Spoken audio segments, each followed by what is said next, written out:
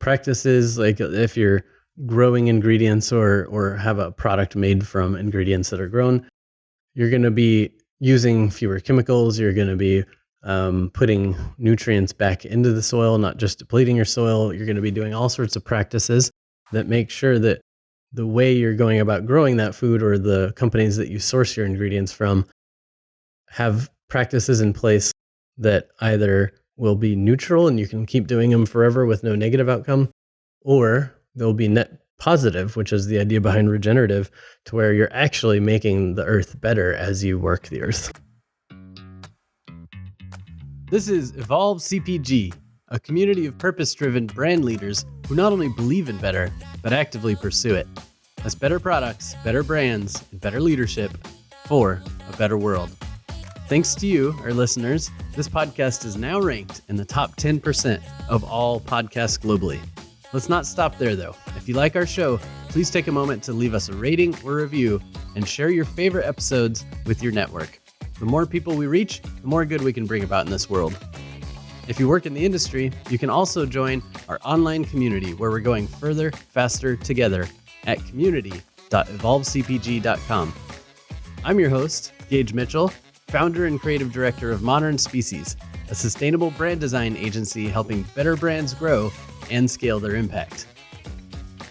You're listening to episode 100. Can you believe that? We've already hit the triple digits. Go Team Impact. So, since this is such a milestone episode, I thought it might be nice to reflect a bit on the types of better for the world stories and advice that we've been hearing on the show.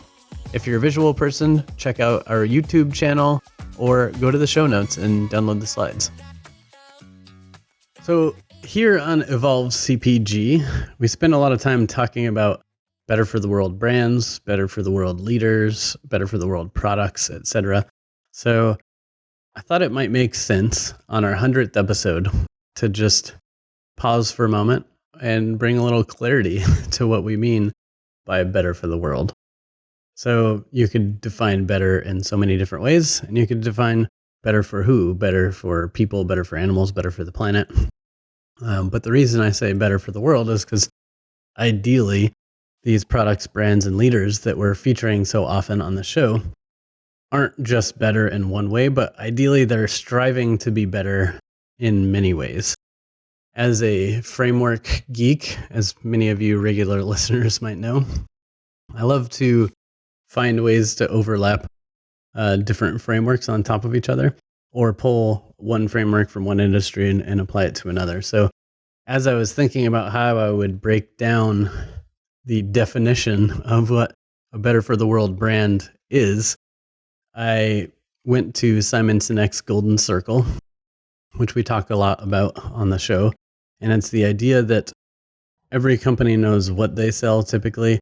They are sometimes a little loose on how they're going about operating their company or achieving their mission. And the area that needs more definition with so many brands is their why, their higher purpose or whatever. So using that framework of starting with why, and then seeing how that plays out in the how. So if your why is we want to remove plastic from the oceans, then your how could be a million things. You could start a nonprofit where you're literally taking boats out in the ocean and cleaning plastic up, or you can create a product that builds a recycled economy, or you could sell something that's plastic free and then donate money to clean up the oceans. There's so many different hows, right? And then the final layer is the what. That's where you get specific on exactly what it is you're doing or what product you're making and what the specs of that product look like. So that's a quick overview of the Golden Circle. Simon Sinek explains it 100 times better, I'm sure, in his wildly famous TED Talk. But what I did for the purposes of this episode to define what we mean by better for the world, I used that same kind of idea, that same 3-layer structure, and applied it instead to 4 areas of better. So I know it's not 3, it's 4, but I just couldn't help myself and including another kind of section here. So the why is the purpose. That's pretty self-explanatory, but we're going to talk about better companies and people and products that are better aligned with some sort of purpose. And then for the how, the middle circle, we're going to be talking about sustainability and responsibility, because those are often tied to how a company goes about making and distributing their products, where they're getting their ingredients and so on and so forth, or if it's a food product, or their materials if it's a physical product. So those get grouped into the how. And the what, in this particular case, I'm flipping, instead of what being the specific product they're selling, to what the actual outcomes they're aiming for are. And if you're better for the world brand or better for the world leader or something like that, ideally your target what at the end is the actual measurable impact that you're making. So that's how I broke it down. Why the center of your circle as a better for world brand should be your purpose. We'll define this in a bit. How you go about bringing out your purpose, your mission, should be done in a sustainable and responsible way. And then the kind of long-term vision, the outcomes that we want to bring about, the specific what we want to accomplish at the end of the day is an impact. So let's break each of those down a little bit more, because it's still a little vague. And I kind of intentionally wove in these words that get thrown around a lot in business and in this kind of purpose-driven business space. So purpose, right? That gets thrown around a lot. Some people use it in this way, some people use it in another way, but we're going to talk about what I mean in a moment. Sustainability, it's obviously probably pretty overused term at this point, and also misunderstood in some ways too, and we'll talk a little bit about that. Social responsibility, everyone kind of talks about that, whether it's your corporate social responsibility or your ESGs or your whatever, but like there's a lot that goes into this responsibility. And then there's impact, which is a vague word, by which I mean some people, when I say the word impact, think maybe I'm talking about the graphics on the package and how impactful they are or something like that. But in these terms, I'm talking about that's the meaningful change you're bringing about in the world. So let's start with higher purpose.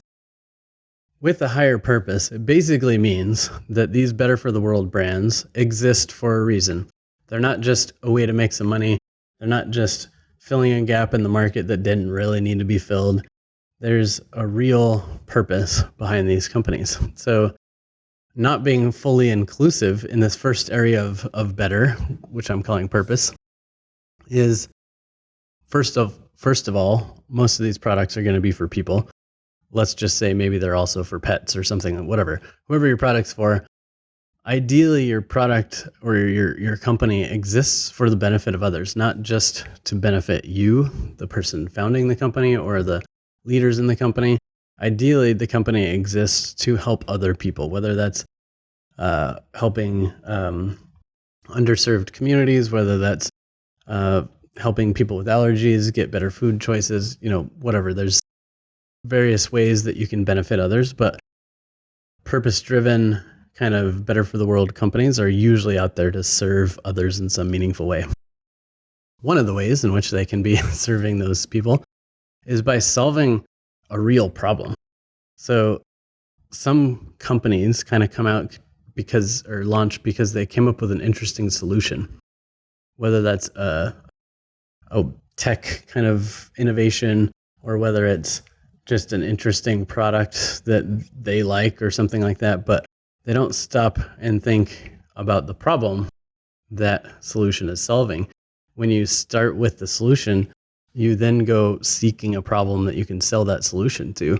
But in reality, what you should be doing is starting with the problem. You figure out what problem you're trying to solve, because then there could be 100 solutions to solve that problem, and you can test 5, 10, 20, 50, whatever of them before you decide which one to start with.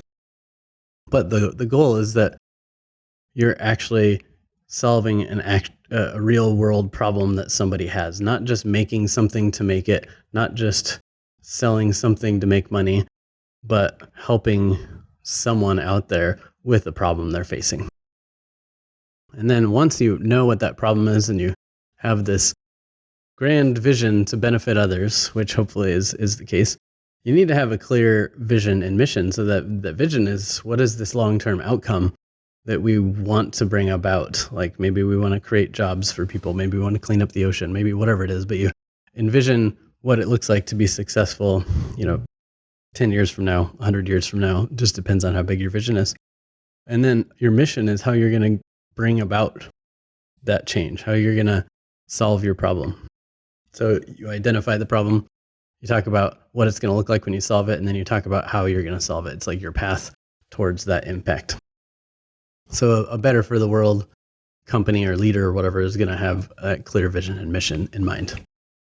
Then, in order to make sure that you stay on the right path and you execute that vision in a way that adheres to your values and such, you need to have clearly defined values, principles, and you need to act with integrity, by which I mean, if you have values and principles, you need to actually be reviewing them and making decisions based on them and aligning, saying yes or no to different projects, to different partnerships, to different strategies that you could be going down, based on whether or not that actually aligns with your values and principles. That's what it would mean to kind of lead with integrity. And then finally, and this is not an exhaustive list by any means, but I also included passion and commitment in here.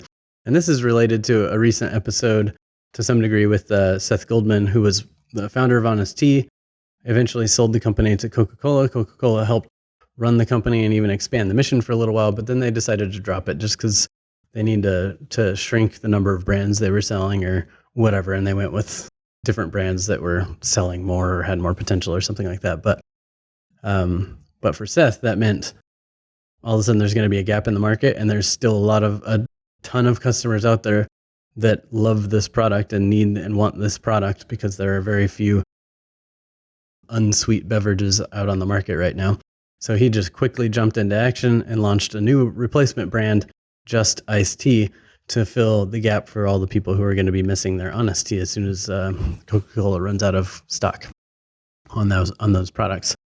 That is what it looks like to be committed to your mission, by which I mean, not only did he build and grow a company and sell a company and, by all means was successful at solving that mission and created like a whole trend in the beverage category of better for you beverages. But as soon as his key product got dropped, he was so committed and passionate about having less sugary drinks on the market that he jumped into action and built another brand to replace it. So I think purpose-driven leaders, purpose-driven brands who are trying to be better for the world touch on these things. They're trying to benefit others. They're working to solve a real problem. They have a clear mission and vision. They have values and principles and align to them with integrity, and they're passionate and committed to solving this problem and bringing about real world outcomes. So that's kind of a snapshot of the better for the world in this area of purpose. Those are the kind of people that I've been having on the show and hearing some of their stories. So that might resonate with you, but we've got 3 more layers, or 3 more areas of better. So let's keep going. So sustainability, this one, all these are near and dear to my heart, but sustainability is kind of how I found my path into mission-driven, into better for the world branding, which is what I do. So better for the world brands or leaders are going to consider the future. That's the main idea of sustainability. It's making sure that whatever we're doing now can be repeated over and over again for the foreseeable future without depleting your resources, without burning out your team, without, so many other really negative things that can happen if you're not considering sustainability. So for the second area of better sustainability, we've got 5 bullets in this section as well. Again, not entirely exhaustive, but just to give you an idea of what we mean by better for the world in terms of sustainability. So the first one is probably things like organic and regenerative agriculture practices. Like if you're growing ingredients or have a product made from ingredients that are grown, you're going to be using fewer chemicals. You're going to be putting nutrients back into the soil, not just depleting your soil. You're going to be doing all sorts of practices that make sure that the way you're going about growing that food or the companies that you source your ingredients from have practices in place that either will be neutral and you can keep doing them forever with no negative outcome, or they'll be net positive, which is the idea behind regenerative, to where you're actually making the earth better as you work the earth.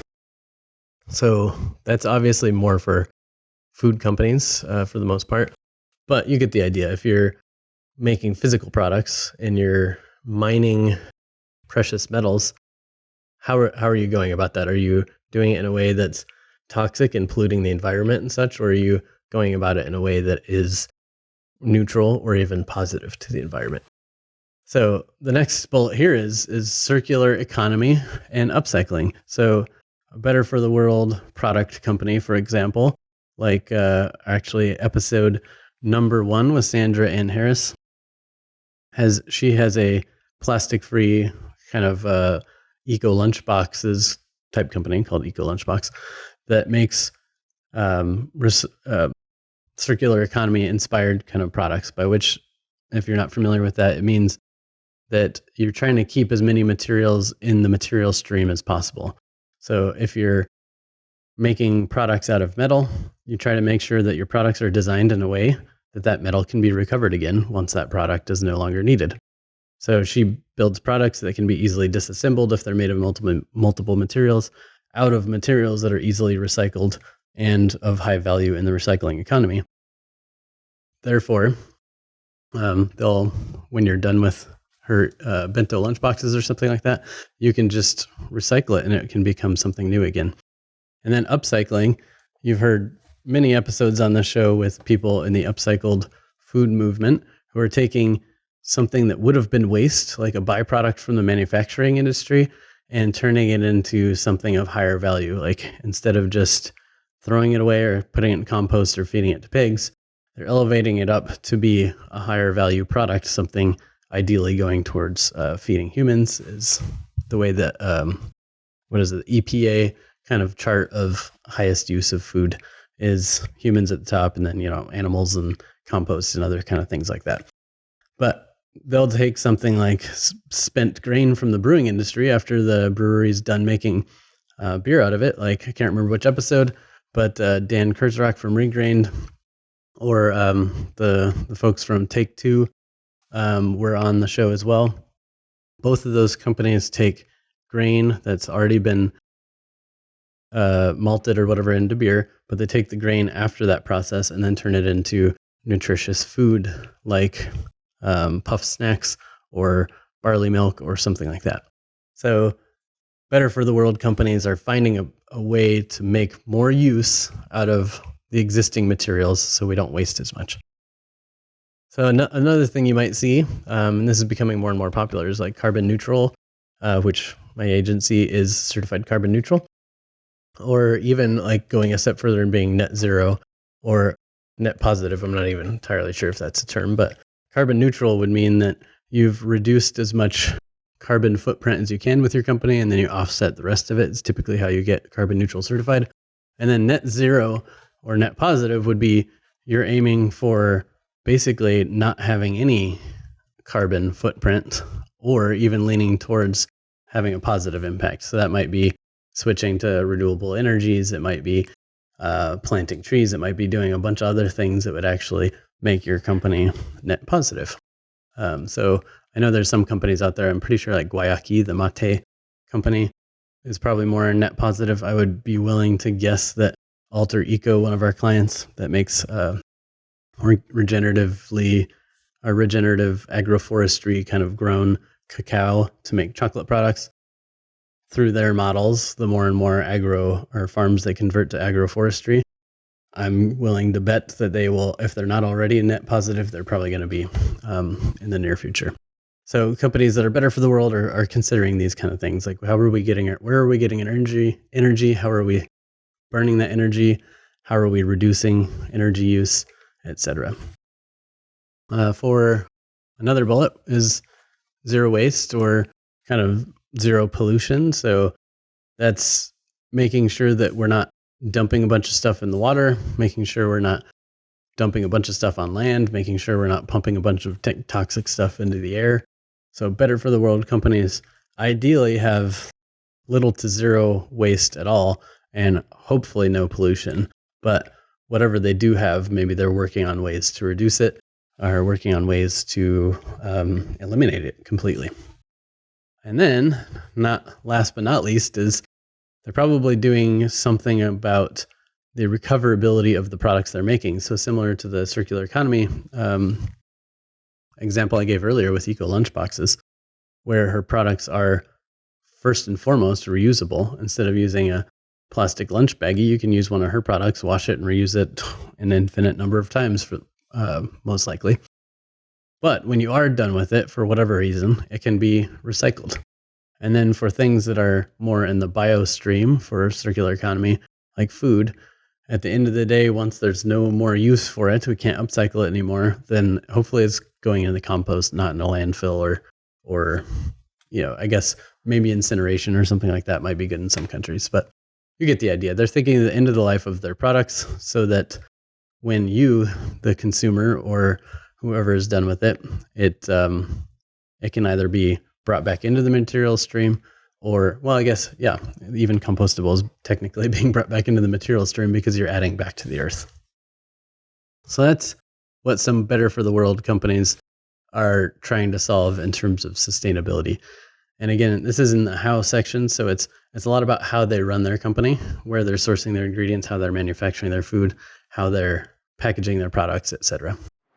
So for the next section, responsibility or social responsibility, better for the world brands or leaders care for others. So that's the quick short way of kind of describing social responsibility. But the idea is that you're taking everyone into consideration, whether it's the people growing the food that you buy to put in your products, whether it's the people sewing your socks if you're a clothing company or whatever it is, whether it's people here in the U.S. working in your corporate office if you're a US-based brand, etc.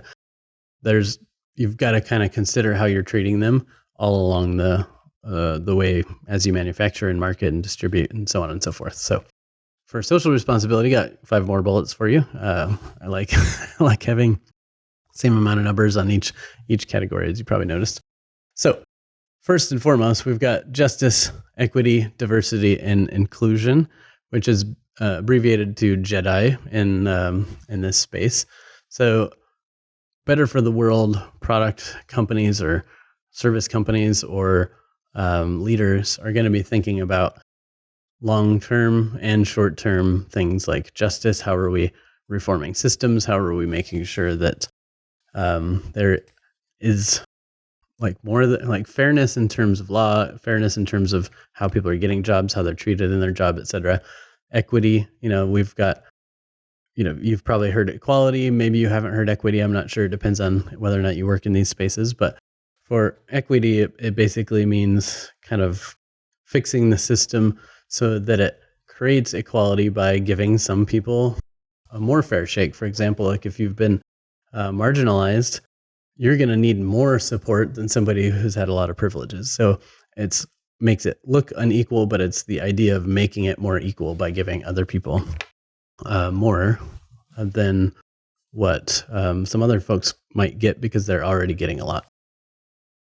There's a classic infographic that describes that a little bit more with a fence line and some kids trying to look over the fence, I think it was, to see a baseball game or something like that.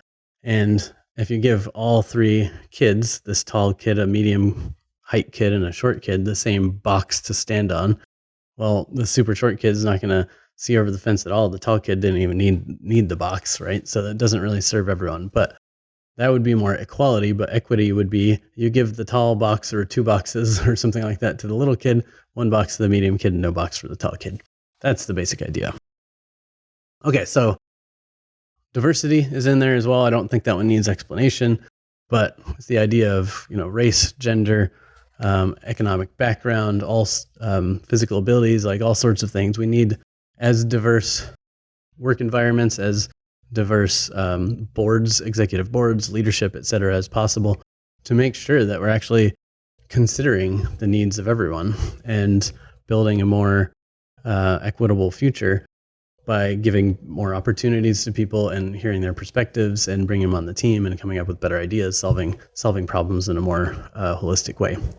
And then inclusion, If you don't practice inclusion, then all that justice, equity, and diversity is for naught, because even if you've got the best diversity hiring policies in the world, if when those people get into your company, if you don't make them feel included, they're just going to leave, right? So justice, equity, diversity, inclusion, or JEDI, is something that a Better for the World leader, a Better for the World brand is going to be thinking about somewhere in their business. And then the thing that you might see on a lot of food products or even physical products is this little fair trade certified symbol. So I'm putting this on the list too. It's like fair pay, fair trade, fair wages. The idea is that the world as we know it was built on taking advantage of poorer people by giving them a penny to work all day for something that here in the United States we're going to buy for $100 or something like that, right? That just doesn't seem fair. Granted, you got to take into account the actual cost of living in different countries. So maybe in their country you only need $10 a day to live, whereas here you might need $100 a day or $1,000 a day or whatever. But the idea is that you're paying them at least a fair living wage in their cost of living wherever they live. But ideally, most companies are going above and beyond that. You're not just paying them fair, but more than fair wage. You might also be helping them build infrastructure, build schools, do whatever you can to help them and their community, their culture, their family kind of lift themselves up. So that's very important, of course, because if you're not taking care of the people throughout the supply chain, then you're not going to really have a company for very long, because you're going to probably get caught for doing something terrible, like running a sweatshop, or you're going to not have a workforce because you're not paying them well enough, and as soon as somebody else is offering a better wage, so on and so forth, and we're not going to be building up the economies in these other countries that we depend on. So another note here, kind of related to that, is safe working conditions. So we've all heard of the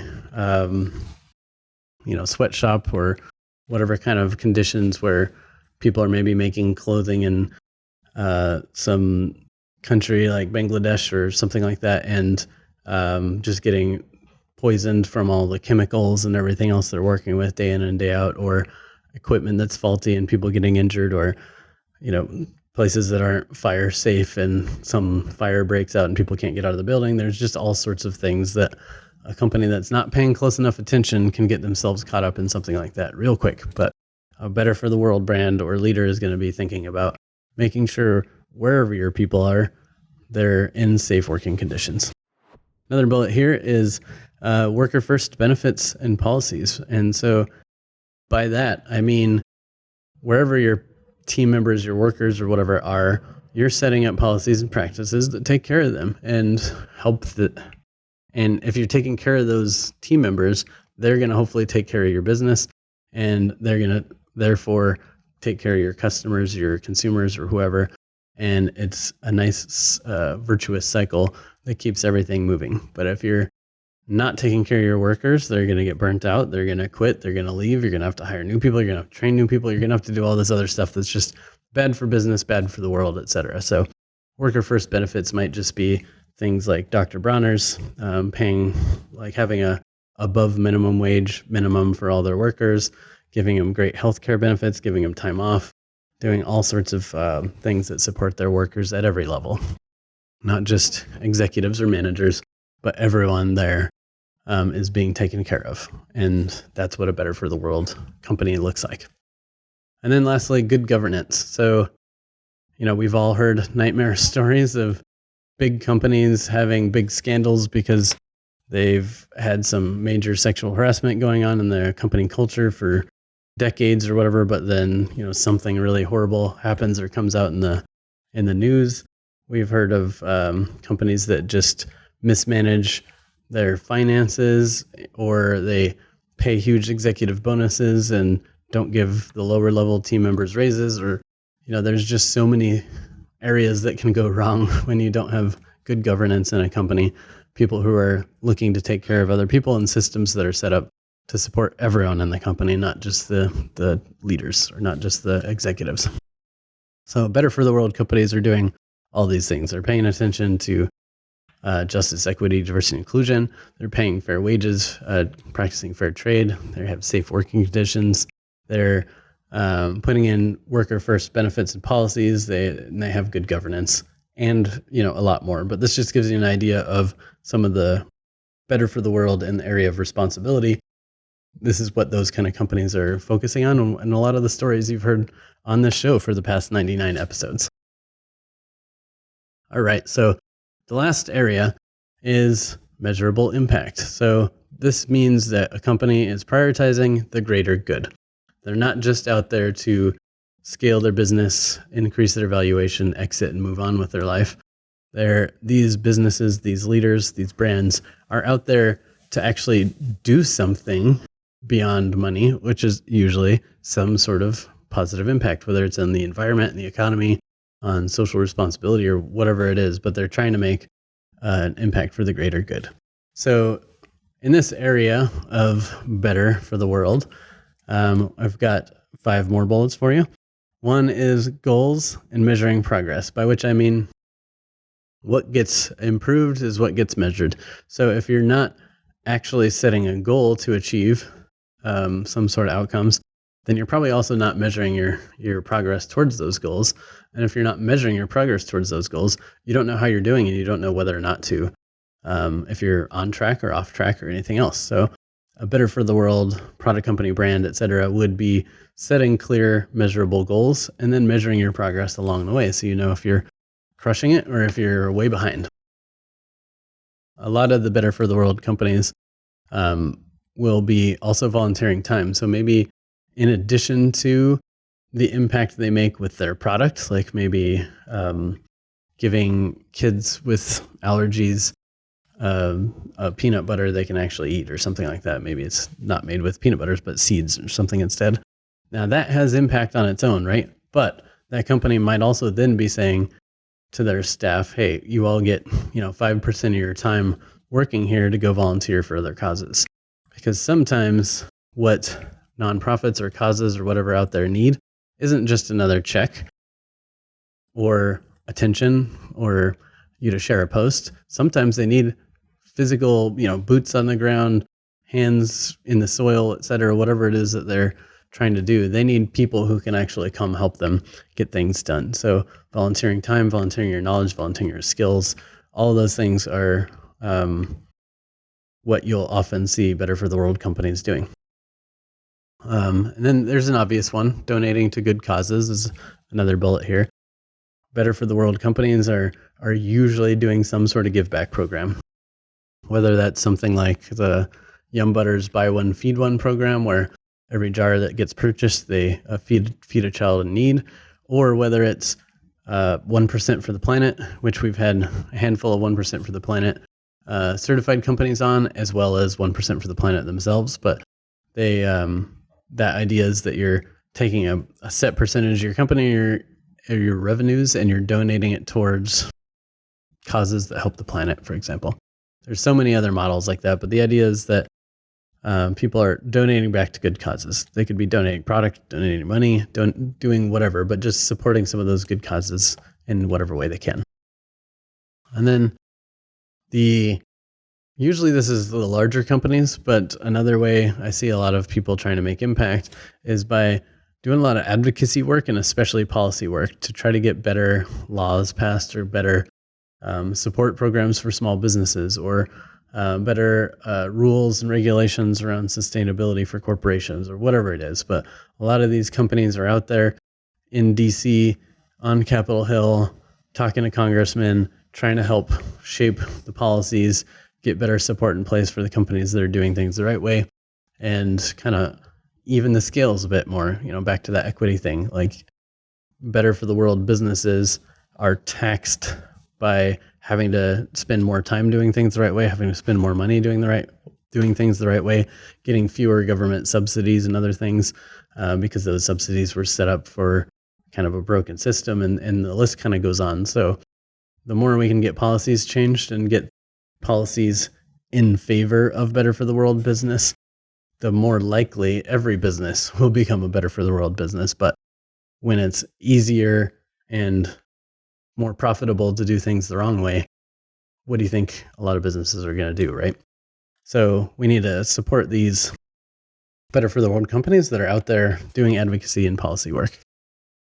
And then lastly, and not entirely exhaustive list here, but lastly, a lot of the better for the world companies are collaborating towards common goals. So they're working with other brands, maybe even their competitors. They're working with other stakeholders like their suppliers or the manufacturers. They're working in groups like the American Sustainable Business Network, who organizes some of these Capitol Hill kind of policy advocacy events. But it could even just be a brand next to them on the shelf, and they're doing some sort of campaign together to grow awareness around regenerative agriculture or something like that. But they're usually a more collaborative business, because for a better for the world business, it's not just about growing your revenues. It's about the cause. It's about the impact. So why not collaborate with other people working on a similar cause? So again, fourth area of defining what we mean by better for the world. And this area was impact, things like goals and measuring progress, volunteering time, donating to good causes, advocacy and policy work, collaborating towards common goals. So to summarize, what we mean when we say we spread stories and support better for the world brands or better for the world leaders or better for the world products, we mean purpose-driven, we mean sustainable, we mean responsible, we mean impactful. It's these things that we're striving for as a community of better for the world companies. We want to make progress in each of these areas. Some of the companies we feature might be really doing super well in one area and a little weaker in others, but the idea is that we're working towards this kind of holistic view of what a better for the world business is. So not just better for the environment, not just better for people, not just better revenues or better strategy or anything else like that. When we say better for the world, we're trying to mean that it's kind of a holistic mindset of keeping in mind your purpose, which is your why, your sustainability and responsibility, which is your how, and your impact, which is the ultimate what. That's what we're trying to bring about in the world. So hopefully that helps kind of explain, maybe rejuvenate, maybe inspire some of you. But stay tuned. This is episode 100, which I had no intention of starting a podcast in the first place, but we started a podcast and here we are, not quite 2 years later, but on episode 100. So it's a big milestone. We're excited to keep delivering you some great content like this, inspiring people to continue thinking about how their actions contribute to the world, hopefully in a meaningful way, or, it could be in a bad way if you're not considering all these things. So pay attention to what your actions are because you vote with them every single day. Who you decide to go work with, which brand you buy off the shelf, which grocery store you go into, which brands you support online, whose social media you're sharing. All of those are you voting for the world you want to bring about. And if those actions aren't working towards the world you want to bring about, reconsider them. That's what this is all about. We're just trying to spread the stories, spread the news, spread inspiration, and support the folks that are out there, not only believing that better is possible, but actively pursuing it. So by listening to this show, you're part of the change, and I appreciate you. So thanks for staying tuned. Thanks for listening to the show. Please share with your colleagues. Please give us a review on Apple or wherever you listen to the show. Any love you can give us, any hearts, thumbs up, comments will help us reach more people, which will help us bring about more change. So together, we're going to go further and faster to bringing about this impact. So again, I appreciate you. Thanks for tuning in, and we'll see you on episode 101. Thanks as always for listening. Dig back into our episode archive to where we've shared lots of better for the world stories and advice. You can get episodes, links to products we've featured, and articles from leaders in our community at evolvecpg.com. And you can join the community at community.evolvecpg.com, or To learn more about my design agency and how we're helping brands grow so they can scale their impact, go to modernspecies.com. Subscribe to our podcast and YouTube channel for more innovator interviews, expert advice, and leadership discussions. If you like this episode, leave a heart, thumbs up, or review, and share it with your colleagues. As an ever-evolving show, we also love feedback, so send us your thoughts or ideas for who we should talk to next to evolve@modernspecies.com.